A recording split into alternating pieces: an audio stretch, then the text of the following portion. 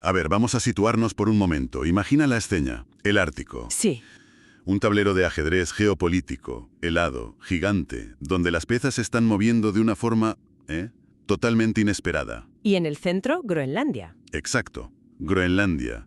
La situación es un auténtico rompecabezas. Por un lado tienes Estados Unidos, que es, bueno, el pilar de la OTAN. Claro. Y dice alto y claro que quiere anexionarse la isla.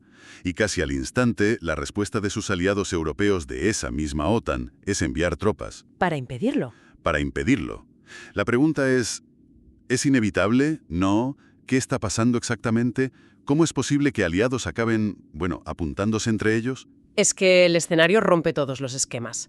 Y justo eso es lo que vamos a intentar desentrañar hoy. Vale, Vamos a bucear un poco la información que tenemos porque esto no es solo una disputa por un territorio. Es una red complejísima de intereses, de alianzas que se tambalean y de vacíos legales que, bueno, nadie sabía que estaban ahí. ¿y qué vamos a analizar?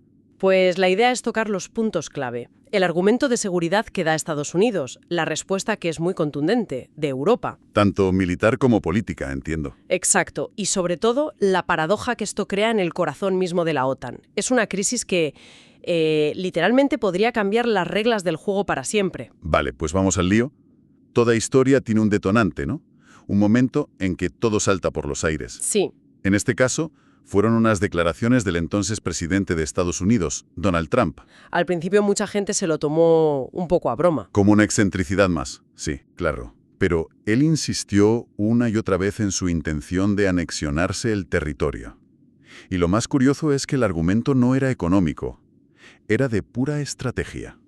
Motivos de seguridad nacional. Esa fue la frase. Esa fue la frase. Exacto. Y es fundamental entender que, más allá de cómo lo dijera, el fondo no era un capricho. Para nada. Ah, no, hay una razón estratégica de un peso enorme.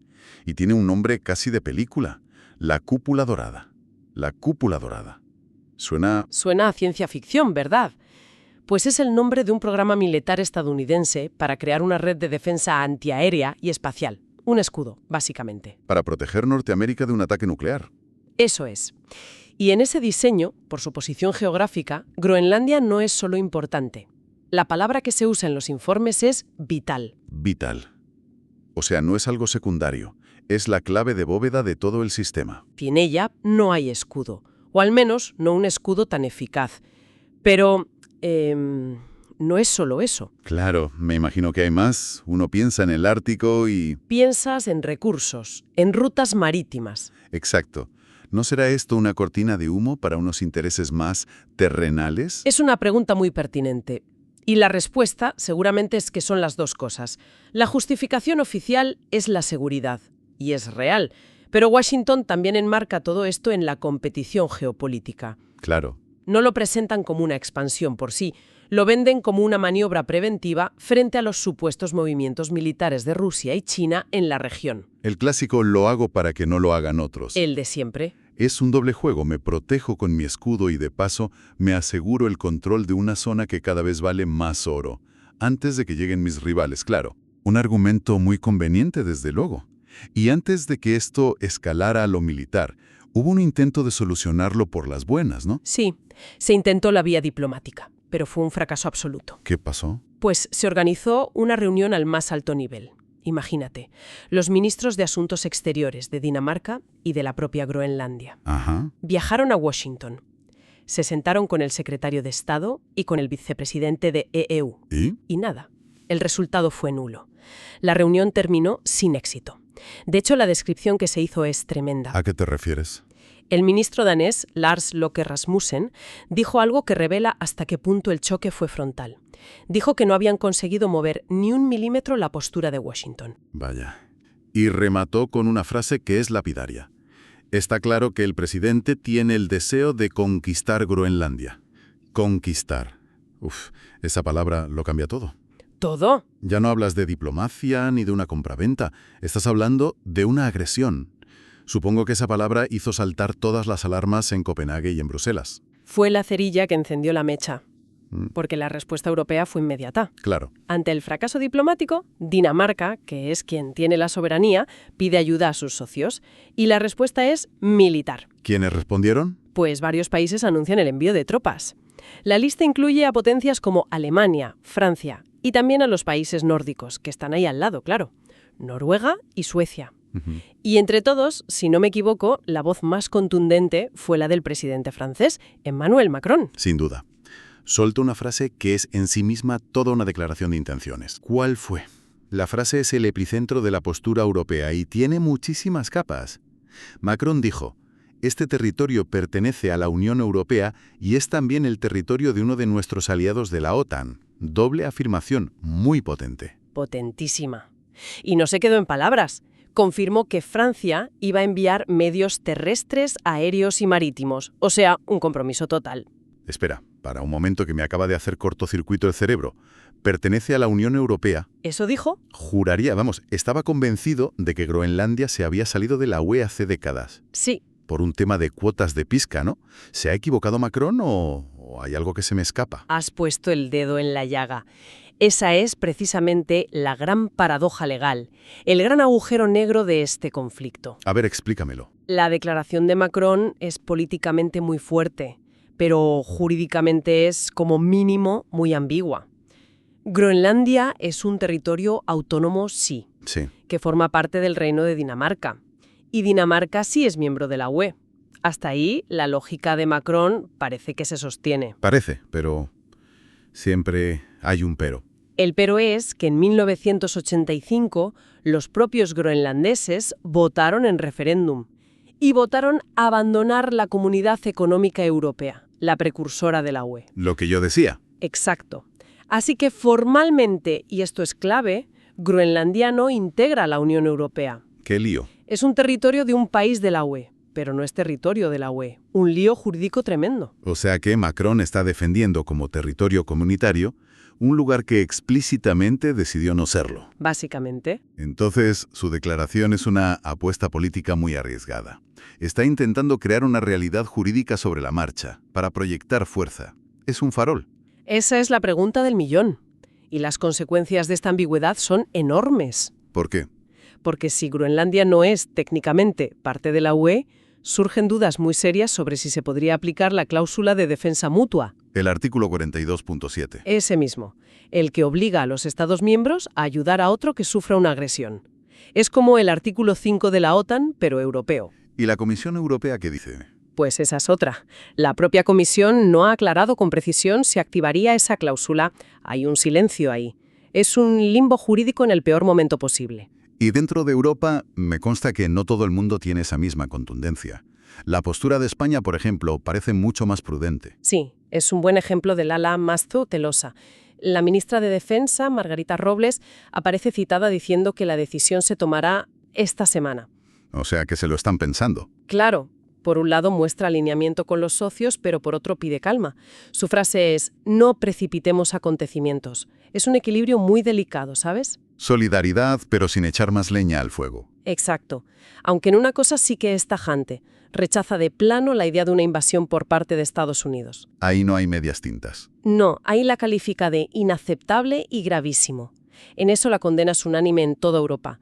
Nadie acepta una anexión por la fuerza.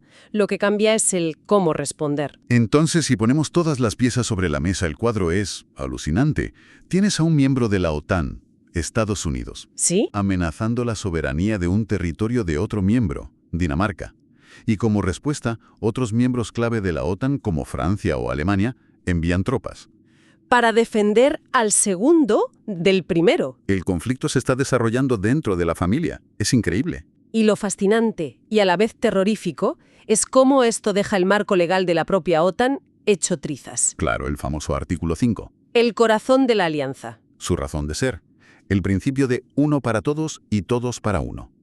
Un ataque contra un miembro es un ataque contra todos. ¿Y Groenlandia geográficamente está cubierta por ese artículo? No. Sin ninguna duda. Sin la menor duda. El tratado es muy específico. Dice que se aplica a ataques en la zona del Atlántico Norte, al norte del Trópico de Cáncer. Blanco y en botella. Groenlandia está ahí de lleno. Y aquí llegamos al nudo gordiano, a la pregunta que nadie, absolutamente nadie, sabe responder. ¿Cuál? ¿Cómo demonios activa la OTAN el artículo 5 para ayudar a Dinamarca, si el agresor es el miembro más poderoso y el líder de facto de la propia alianza? Es que es que el manual de instrucciones de la OTAN no debe tener un capítulo para esto. No existe. El sistema está diseñado para un enemigo exterior, para una amenaza que viene de fuera del club, no para una crisis familiar de este calibre. Exactamente. La OTAN se creó para defenderse de una amenaza externa, no para arbitrar conflictos de soberanía internos. Y la conclusión a la que se llega en el análisis es muy seria. ¿Qué es? Que si la soberanía de un país aliado se viera afectada por otro, las consecuencias en cascada serían inéditas. ¿Inéditas? No hablamos de una crisis diplomática más. Hablamos de una crisis existencial para la organización. Podría ser el fin de la OTAN tal y como la conocemos. Para entender mejor el terreno de juego, conviene recordar el estatus de Groenlandia. Es un territorio autónomo dentro del Reino de Dinamarca. Sí, Con su gobierno y parlamento, pero Copenhague sigue controlando las competencias clave: seguridad y política exterior. por eso es Dinamarca la que da la cara. Y también hay otro factor de fondo, ese sentimiento independentista, que cada vez es más fuerte en la isla. Un factor a tener en cuenta, ¿sí? Y es clave también entender que la presencia militar de EU allí no es nueva. Para nada. Ah, no. ¿No? Estamos hablando de la base espacial de Pipufik, en el noroeste de la isla. Es una pieza clave para el Pentágono desde hace décadas. ¿Y qué función tiene exactamente esa base? Es un puesto de vigilancia ultraestratégico. Desde allí, el Pentágono monitoriza todos los movimientos aéreos y espaciales en el Océano Glacial Ártico. Son sus ojos y oídos en el Polo Norte, totalmente. Y esa presencia es histórica, se remonta a la Segunda Guerra Mundial. De hecho, ya existe un acuerdo de defensa entre Dinamarca y Estados Unidos, que permite a Washington establecer bases si lo considera necesario. O sea que lo que ha cambiado no es su presencia, sino su ambición. Esa es la clave. Tras el fin de la Guerra Fría, la presencia militar allí se había reducido a un mínimo. Apenas un par de centenas de soldados. Eran como unos inquilinos militares con un contrato muy largo. Eso es. Y ahora, con el proyecto de la Cúpula Dorada y la nueva fiebre por el Ártico, parece que Estados Unidos quiere pasar de ser el inquilino a ser el propietario de todo el edificio. Bueno, creo que la imagen es bastante completa y la verdad bastante preocupante. Si tuviéramos que resumir las claves de este lío, yo diría que son 3. A ver, Primero, un interés estratégico clarísimo de Estados Unidos, movido por su escudo de defensa, la Cúpula Dorada, y la carrera por el Ártico contra Rusia y China. de acuerdo. Segundo, una respuesta europea que, por un lado, muestra una sorprendente unidad militar, pero por otro, está construida sobre una base legal muy inestable. Por el estatus ambiguo de Groenlandia. Claro. Exacto. Hay unidad en el qué hacer, pero muchas dudas sobre el cómo y el porqué legal de todo esto. Y tercero, y quizá lo más grave, la crisis existencial que esto supone para la OTAN. Su pilar fundamental, el artículo 5, queda, inutilizado, cuestionado desde dentro. Es una paradoja que amenaza con derribar todo el edificio de la seguridad atlántica. Totalmente de acuerdo. Menudo panorama. Y todo esto me lleva a una reflexión final, ¿sabes? Una pregunta que se queda flotando después de analizarlo todo. Adelante. Lado de los groenlandeses. Es verdad. La información menciona de pasada su creciente sentimiento independentista, pero a la vez nos recuerda que su seguridad depende totalmente de Dinamarca.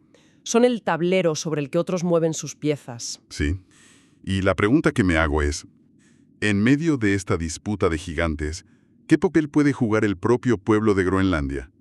Si esta tensión sigue escalando, ¿podría este conflicto acelerar su camino hacia la independencia, obligándoles a buscar nuevos protectores? ¿O al contrario, podría aplastarlo todo, forzándoles a elegir un bando en un juego que ellos no han iniciado y cuyas reglas, desde luego, no controlan?